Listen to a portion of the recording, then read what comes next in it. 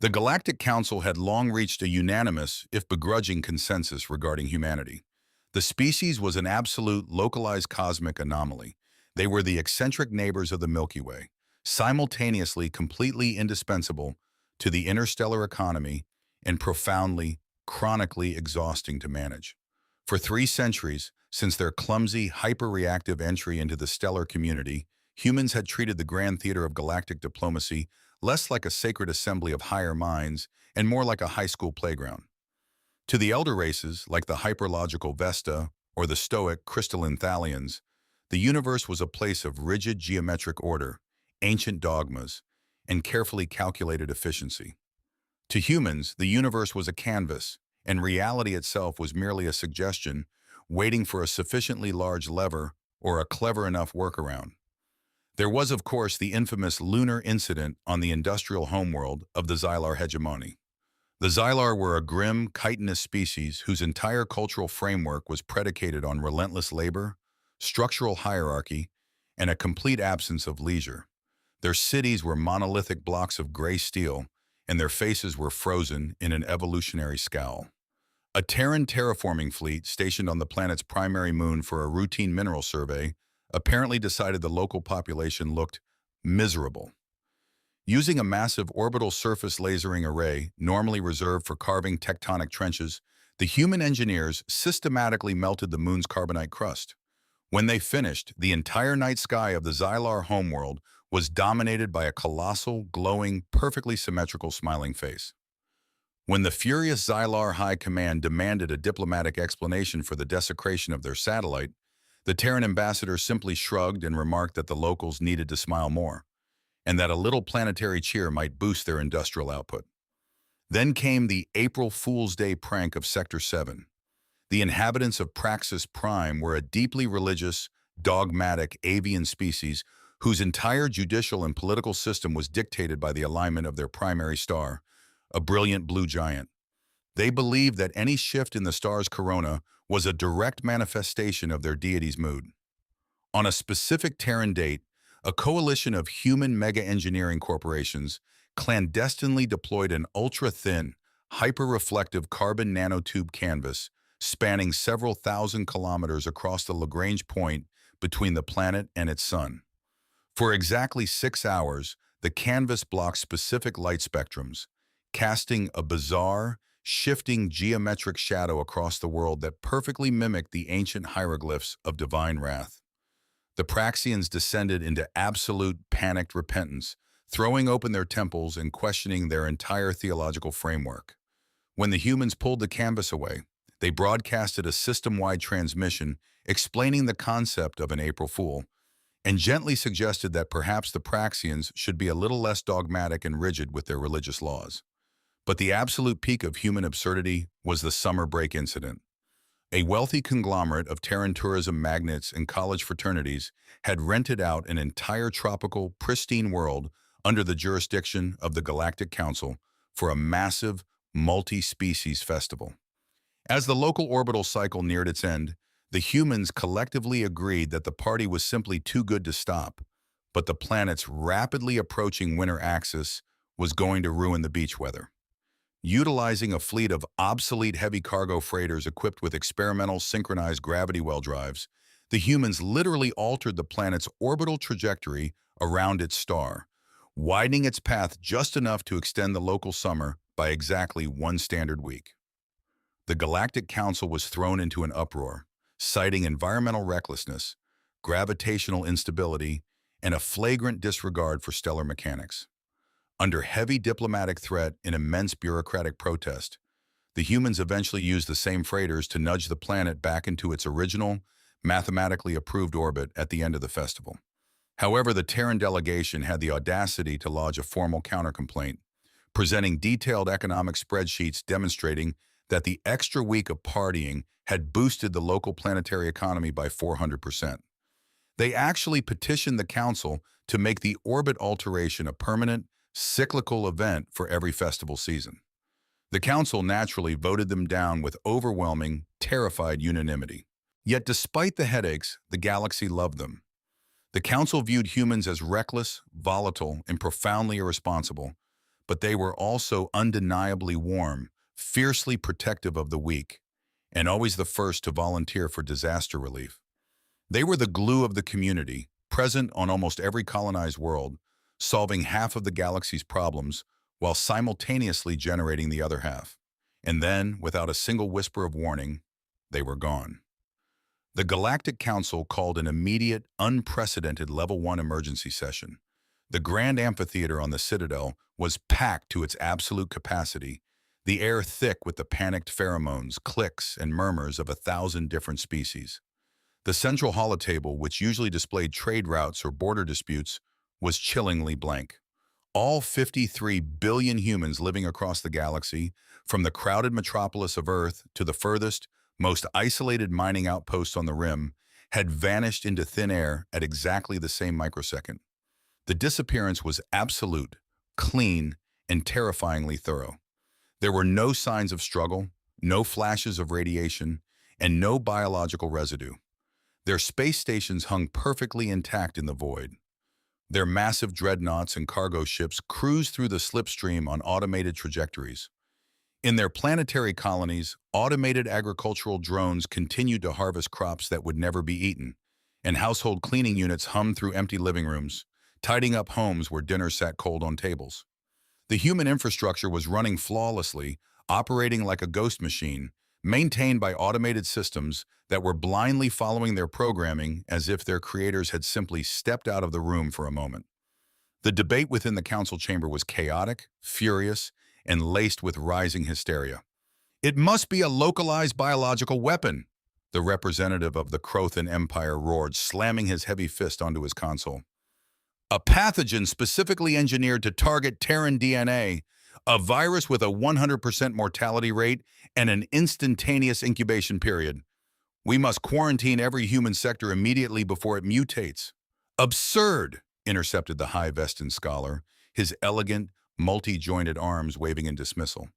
"A biological agent, no matter how advanced, cannot bypass orbital shielding, atmospheric filtration, and deep space vacuum simultaneously across thousands of light years.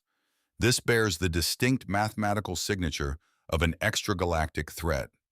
An ancient predatory entity from the void between galaxies has harvested them. We are next. The harvest has begun." "Perhaps they were insulted," suggested a soft-spoken diplomat from a peaceful agrarian world. "We have spent centuries criticizing their methods, penalizing their pranks, and voting down their economic proposals. The humans are an emotional, prideful species. What if they simply decided they were no longer welcome in our community, packed their civilian fleets, and left the galactic plane?" "With what ships?" the Crothan representative fired back. "Their fleets are still there.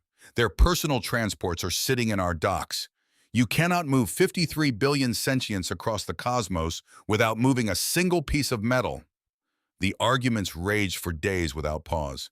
Committees were formed, sensor logs were analyzed to the atomic level, and specialized scout fleets were dispatched to Earth itself. The human homeworld was completely silent, a beautiful, sprawling jewel of blue and green, entirely devoid of human life, but completely pristine. Its automated power grids illuminating empty cities every night. The total lack of information was a breeding ground for terror. Slowly, the structural fabric of the galaxy began to fray. Panic spread through the outer sectors like wildfire. Riots broke out on multi-species worlds as citizens demanded answers from their respective governments, terrified that whatever invisible force had consumed the galaxy's most adaptable and resilient species would soon come for them.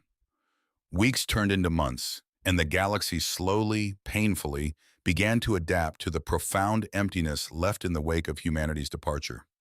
But the transition was far from simple. The interstellar community quickly realized just how much they had relied on the chaotic, unpredictable nature of human ingenuity. Without human engineers to propose bizarre, structurally unsound but functional workarounds for collapsing warp cores, interstellar transport became sluggish and rigid. Without human diplomats to resolve centuries-old blood feuds with unconventional, alcohol-fueled negotiations, localized border conflicts began to simmer. The galaxy was functioning, but it was heavy, bureaucratic, and distinctly lacking in soul. Yet, around the 6-month mark of the disappearance, Strange, inexplicable phenomena began to register on deep space sensors across multiple sectors. Along the major galactic trade routes, volatile gravitational anomalies and dangerous space debris fields that had plagued merchant vessels for generations began to quietly dissipate. It was as if an invisible cosmic hand was sweeping the spaceways clean, smoothing out the wrinkles in space-time. In the heavily industrialized sectors of the core worlds, where centuries of toxic atmospheric runoff had turned skies into choking yellow smog, planetary atmospheres began to rapidly self-purify, defying all known models of environmental recovery. It wasn't just physical or environmental changes either. A strange, inexplicable wave of creative and intellectual energy seemed to wash over the sentient species of the galaxy. On the cultural worlds, artists, painters, and novelists reported sudden, overwhelming bursts of inspiration, capturing concepts of beauty and cosmic harmony they had never before been capable of conceptualizing. More practically, the scientific community experienced an unprecedented golden age. Structural physicists who had been stuck on the mathematics of subquantum energy generation for decades suddenly woke up with the complete, elegant formulas vivid in their minds. Breakthroughs in medicine, terraforming, and FTL velocity occurred almost daily, yet no single scientist could explain exactly where the spark of their sudden genius had originated. Exactly 1 year after the day the humans vanished, the Galactic Council convened for a solemn commemorative session. The tone of the assembly was vastly different from the panic of the previous year. The representatives spoke in hushed, respectful tones, reviewing the extraordinary, paradoxical state of the galaxy. They discussed the massive leaps in technological innovation, the unprecedented economic stability, and the sudden, widespread cultural enlightenment that had somehow flourished in the complete absence of the Terrans. "It is a bitter irony," the high-vested scholar stated from the central podium, his voice echoing through the chamber. "We spent 3 centuries complaining that humanity was a chaotic friction within our machinery. Yet in the years since their tragic, unexplained passing, the universe has settled into a state of sublime, harmonious evolution. It is as if the cosmos itself is mourning them by fulfilling their potential."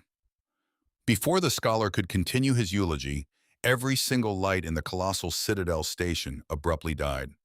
The grand amphitheater was plunged into absolute pitch-black darkness. The massive holotables flickered out. The environmental hum silenced, and a heavy, suffocating quiet fell over the thousands of diplomats. Panic, cold and sharp, gripped the chamber. Guard units fumbled for their sidearms, their plasma cells failing to ignite. For 10 agonizing seconds, the galaxy's leaders sat in the dark, bracing for the arrival of the invisible monster they had feared for a year. Then, with a soft mechanical hiss, the heavy emergency backup generators flared to life. The chamber was bathed in a dim, amber half-light, casting long, dramatic shadows across the tiered seating. At the very center of the amphitheater, right where the primary holotable stood, the shadows began to warp. The ambient air pressure rippled, creating a visual effect like heat mirage rising from a desert. A silhouette began to coalesce within the distortion, a tall, bipedal, unmistakably human figure. The figure stepped forward into the amber light, walking with a casual, easy stride that belonged to someone strolling through a park rather than interrupting the highest governing body in the galaxy.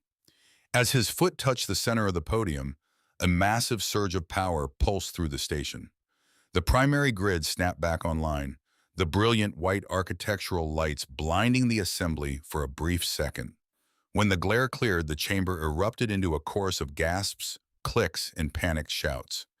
Standing at the podium, dressed in a standard, slightly rumpled Terran diplomatic suit, was John. He was the former High Ambassador of the Terran Alliance, a man who had spent 15 years sitting in this very chamber, frequently defending his species' various pranks and political stunts. He looked exactly as he had a year ago, down to the slight smirk on his face and the faint hint of silver in his hair. But there was something profoundly different about his eyes. They didn't just reflect the light. They seemed to hold a faint, shifting luminescence, like the background radiation of a distant nebula. John looked around the massive room, his gaze resting on the stunned, frozen faces of the alien counselors. He raised a hand in a familiar, casual wave. "Hello, everyone. John said, his voice echoing perfectly through the audio arrays without the aid of a microphone. Apologies for the dramatic entrance, and, on behalf of all of humanity, I want to sincerely apologize for the mess and the panic we caused over the last 12 months. We didn't mean to leave the stove on, so to speak. The Crothan representative was the first to break out of his paralysis, leaning over his balcony, his mandibles snapping with absolute fury. Ambassador John, you live. Explain this treachery. Where has your species been hiding? The galaxy has been on the brink of collapse. We demanded investigations. We feared a cosmic massacre. Where are the fleets? Where is humanity? John offered a gentle, disarming smile, completely unbothered by the outburst. We haven't been hiding, counselor, and nobody massacred us. To put it in terms your scientists can appreciate, humanity simply reached the natural apex of its evolutionary matrix. We hit the biological ceiling. We reached a point where our collective consciousness could no longer be contained by physical carbon-based bodies. So we left them behind. We transitioned into pure, non-linear energy. A collective stunned silence fell over the chamber. The high-vested scholar leaned forward, his eyes wide with a mixture of awe and intellectual shock. Ascension! You achieved a simultaneous species-wide technological and spiritual transcendence? But if you have evolved into higher beings of pure energy, why leave so abruptly? Why abandon your infrastructure? Why leave us in the dark? John sighed softly, placing his hands on the edge of the podium. Because we looked at the data, scholar. We ran the simulations. We realized that as long as we were physically present in this galaxy, playing our games, fixing things with our messy solutions, and taking up space, we were actually suffocating your development. Humanity is an incredibly loud, dominant culture. We were like a giant, chaotic tree casting a shadow over the rest of the garden. As long as we were here, the rest of you would never fully grow into your own potential. You would always rely on us to be the wildcards. John gestured to the room around him. So we decided to step aside all at once.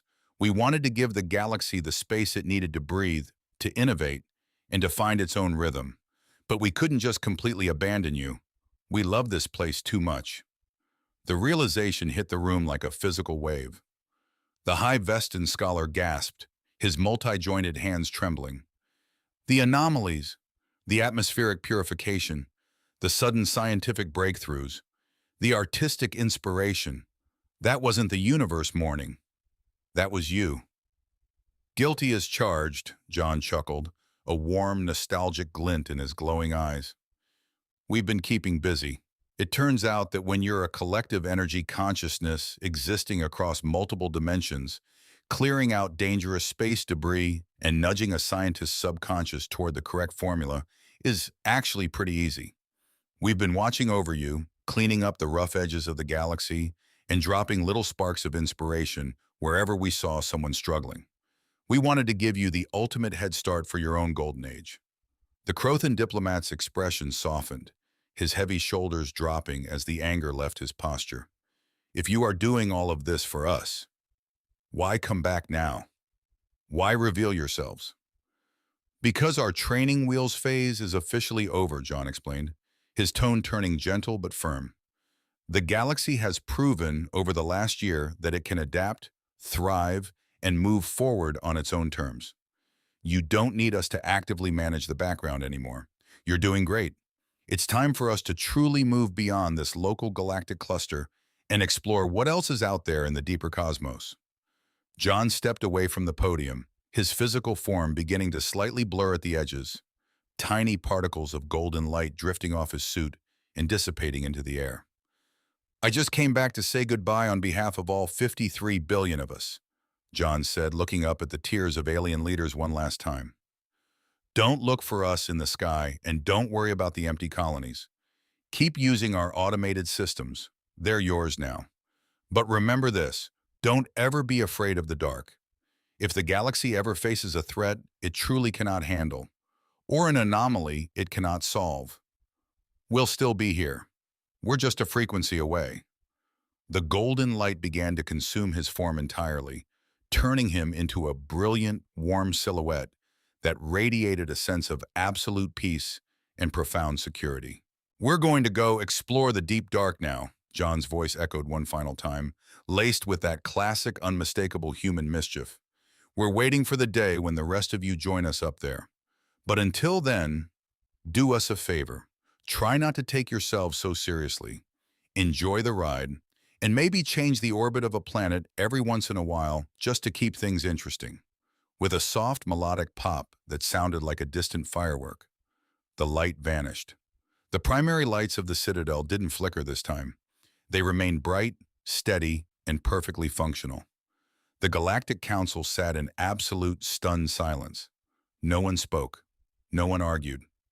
The Crothan representative slowly sat back in his chair, a faint, unfamiliar expression crossing his chitinous face, the very subtle beginning stages of a smile. The human ambassador was gone, leaving behind a completely transformed, deeply humbled, and infinitely brighter galaxy, ready to face the future with a little less dogma and a lot more wonder.